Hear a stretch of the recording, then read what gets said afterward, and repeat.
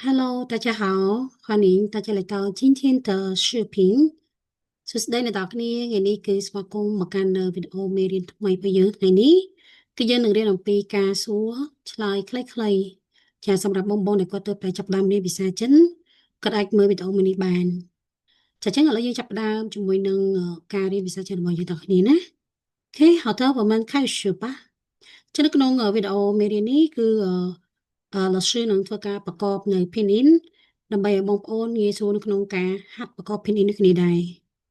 OK 好，ถึงនៅក្នុងនេះគឺគេសួរថាតើទៅឯណាឬក៏ទៅណាអញ្ចឹងភាសាចិនគេនិយាយថា去哪里ចាអូខេចាបន្តមកទីគឺនេះគឺជាសញ្ញាសំឡេងទី2ណាអូខេ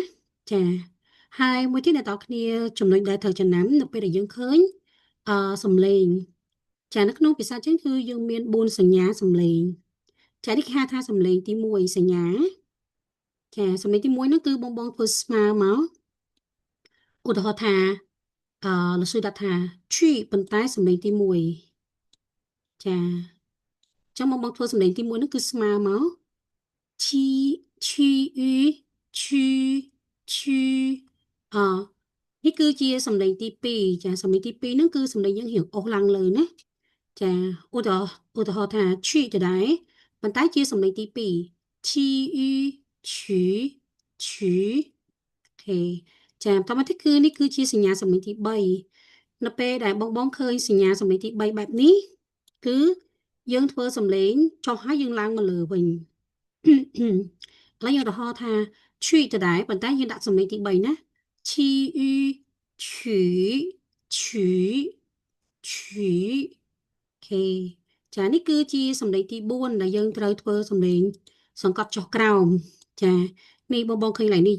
េង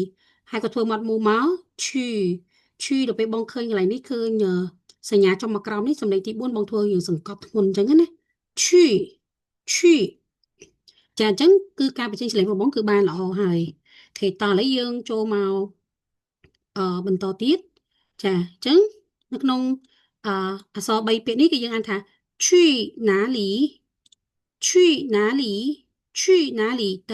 ាឬក៏ទៅណា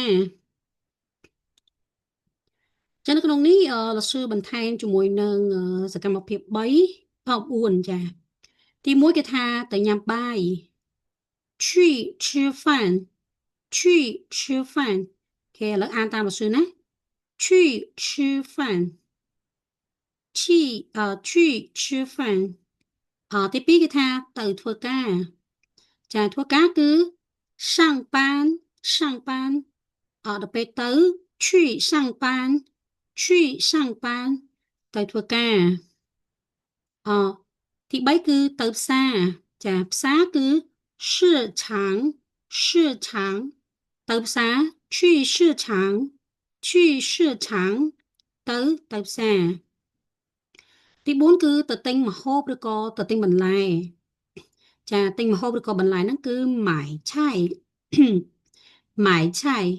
去买菜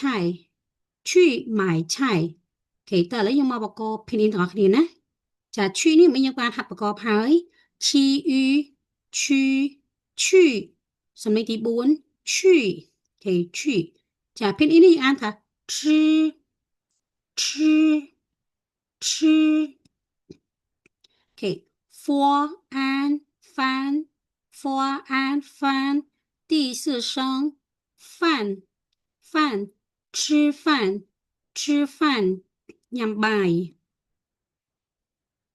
上班师师安商师安商第四声上上波安班波安班第一声班班上班上班ធ្វើការឬក៏ចូលធ្វើការ市场市场市场是是吃吃安长吃安长第二声长长市场市场三买菜买菜摸爱买摸爱买第三声买买吃爱猜吃爱猜第四声菜菜买菜买菜买菜ហ្នឹងគឺទិញម្ហូបឬក៏បន្លែម៉ាយពេលថាម៉ាយយើងបកប្រែថាទិញទិញឆៃឆៃយើងបកប្រែបានថាម្ហូបឬក៏បន្លែហ៎ណា请大家跟我读ឥឡូវអ្នកទាំងគ្នាអានតាមខ្ញុំណា去哪里去吃饭去上班去市场去买菜អូខេ非常好ល្អមែនទែនចាឥឡូវនេះយើងចូលមកដល់ការសួរតម្លៃគេសួរថា这个多少钱这个多少钱មួយនេះតម្លៃប៉ុន្មានហើយសំណួរម្យ៉ាងទៀតយើងអាចគេសួរថា这个怎么卖这个怎么卖មួយនេះលក់យ៉ាងម៉េចដែរចាភាគច្រើនយើងសួរយើងអាចប្រើ多少钱ចាតម្លៃប៉ុន្មានឬក៏怎么卖លក់យ៉ាងម៉េចដែរចឹងណាចាចឹងយើងអាចប្រើមួយណាក៏បានដែរចឹងឥឡូវយើងមកប្រកបភេទនេះទាំងអស់គ្នាណា知啊这知啊这这歌歌歌歌个个的窝多的窝多多吃凹少第三声少多少多少七一安音一安音七音千第二声钱钱这个多少钱这个多少钱OK ចឹង这个ពេលថា这个នឹងយើងបកប្រែថាមួយនេះ这个នៅក្នុងការនិយាយជាក់ស្ដែងជនជាតិចិនគេច្រើននិយាយថា这个ចាអ្នកនរគ្នាអាចនឹងឮពាក្យថាជ័យចាឬក៏这哈ចឹងគេអាចនិយាយ这个多少钱ឬក៏这个多少钱这个ចឹងមួយនេះ多少多少多少钱តម្លៃប៉ុន្មាន钱យើងបកប្រែថាលុយចាលុយខាងក្រោមនេះក៏ដូចគ្នាដែរយើងប្រកបហើយណា这个怎么卖知恩整第三声整整摸么怎么怎么ចា怎么នេះយើងបកប្រែថាយ៉ាងម៉េចឬក៏របៀបម៉េចចាតែយើងសួរតែតรงពីរបៀបណាចា摸爱买摸爱买第四声卖卖ចាម៉ៃយើងបកប្រែថាលក់លក់នៅខាងមុខយើងឃើញពាក្យថាម៉ាយម៉ាយសំឡេងទី3យើងបកប្រែថាទិញត ដល់ពេលយើងបដូរសំឡេងទី4ចាវាទៅជាម៉ៃម៉ៃលក់ចា这个怎么卖ឬក៏这个怎么卖មួយនេះលក់យ៉ាងម៉េចដែរមួយនេះលក់យ៉ាងម៉េចដែរចាឥឡូវ跟老师读តើឥឡូវអានតាម老师ណា这个多少钱这个多少钱这个怎么卖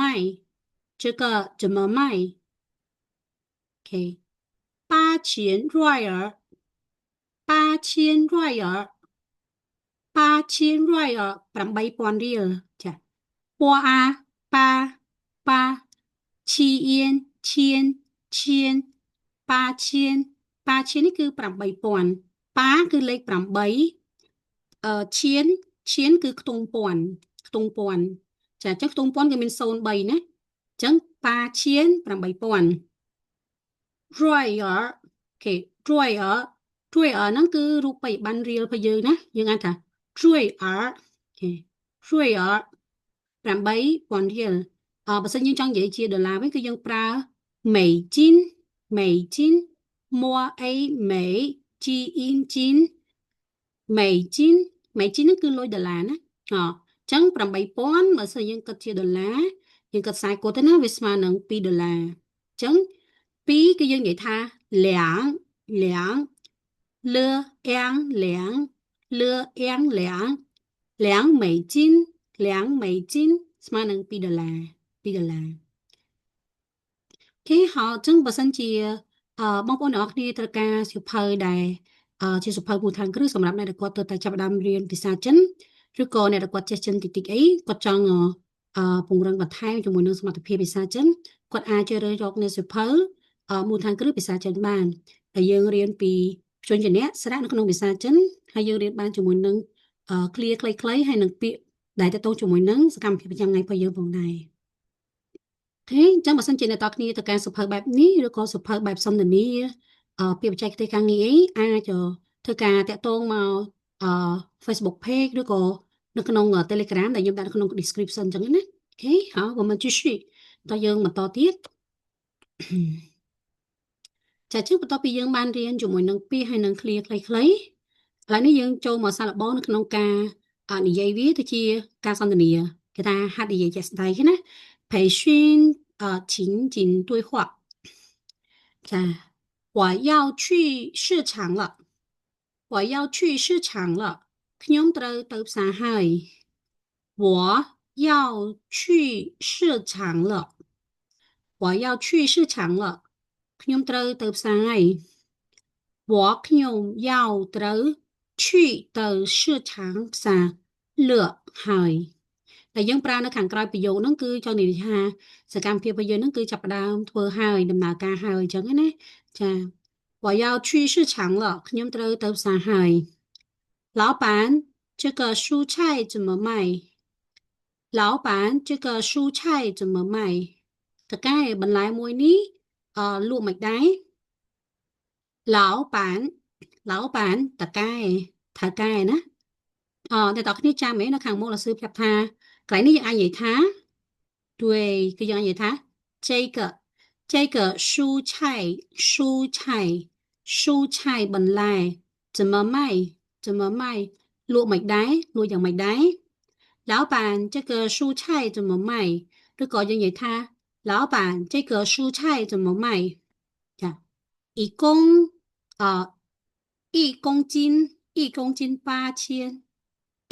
斤8000要几